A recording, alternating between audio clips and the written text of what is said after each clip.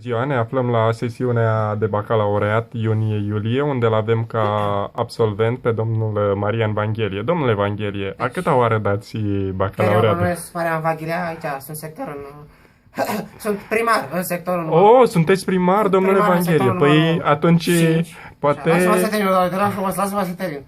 Da, se poate. Deci sunt primar aici în sectorul 5. Practic, de câte ori dau bac, a câta oră dau bac. Deci, practic, ultima oară, ca să spun așa. Deci, Păi aștept asta... cu nerăbdare subiectele care o să fie, practic, spuse sau întrebate de dumneavoastră. Deci, practic, eu vă ascult. Păi asta spuneam, dacă sunteți primar, poate aranjăm cumva. Deci, primul subiect... Lăsați-vă de șmecherea asta și... Deci, întrebați-mă din toată că... Deci, nu merge chiar așa, vă spun eu. primul subiect se primul referă la... Se referă la... Deci, vă rog frumos, spuneți odată că am și o ședință la ora... Romanul Ion. Deci asta acasă, da? Romanul Ion. Deci, romanul Ion, pe persoană fizică, a fost o mare țărană, o mare De cine a fost țărană. scrisă? A fost scris de...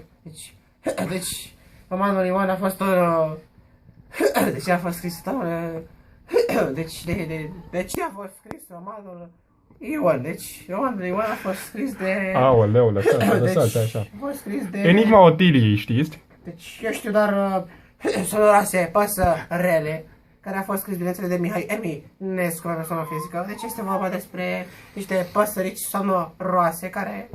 A venit iarna, care aveam și Oh, eu unde să doamne, lăsați. Încercați să spuneți Luceafărul, dacă știți. Deci, Știți Luceafărul? Luceafărul, Cum începe prima deci, strofă din practic, Luceafărul? începe și se și termine ca să Se vedeți. termină prima strofă? Deci se termină cu totul, dacă vă credeți pe persoana fizică, este foarte lung, deci nu pot eu să vă zic acum, că mă întârzi la ședință. Uitați, Deci. o temă mai, poate mai potrivită pentru dumneavoastră. Deci- Poate aveți activitate sau ați avut acum Normal. câteva zile. Patul lui Procust, îl știți? Tatăl lui Procus, doamne, nu l-am văzut în viața mea, deci nu l-am furat eu, nu l-am văzut eu, nu m-am pus eu, n-am dormit eu, nu m-am frecat acolo în pat, deci, practic, ca să spun așa, nu îl cunosc și nu știu subiect, ca să... ca să Păi spun nici așa. acest Deci, doamne, nu l-am văzut în viața mea, nu mai mă... Eu știu dacă doriți, v-am spus, somnoroase păsărici, a venit iarna, dorm frumos că...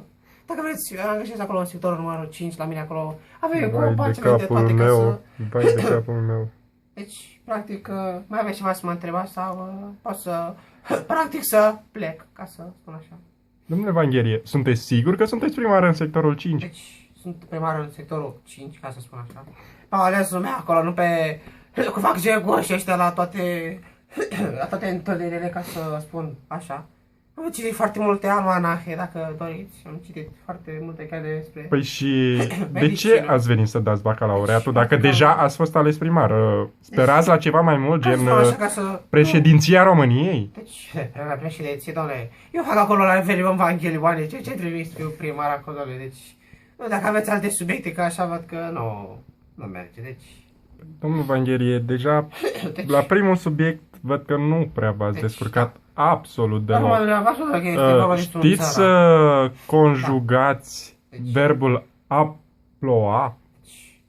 a ploua, deci verbul, eu plou, tu ploi, el plouă, noi plouăm, voi plouați, ele practic plouă, deci... Nu, mai bine conjug și eu verbul to be în engleză, că este foarte... Verbul to be, adică... Ok, conjugați verbul to be. Deci dacă conjugați verbul to be, sunteți admis la proba Deci, practic, orală a examenului eu to de be. bacalaureat la limba Deci, și lasă-mă, doamne, să literatura spun acum, română. că tot am înțeles, tot am început. Lasă-mă, doamne, te dau frumos.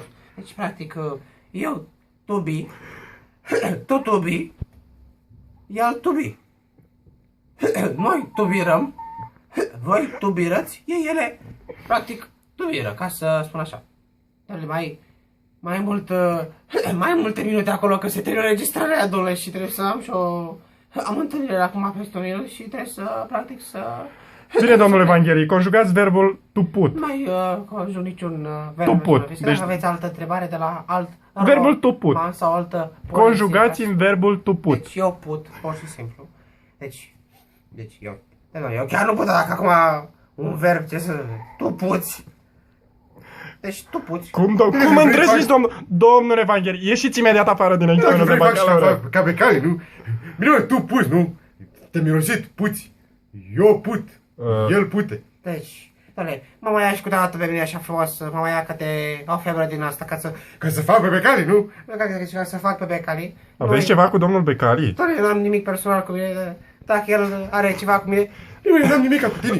Eu n-am nimic cu tine. Ești sector acolo, ești primar acolo. Eu sunt pușcrii, tu ce faci aici? Practic eu sunt în primar la sectorul 5 acolo. Aveți probleme cu gâtul? Deci, doamne, nu mai mă întreba că mai mulțumesc pe care ești tu, că...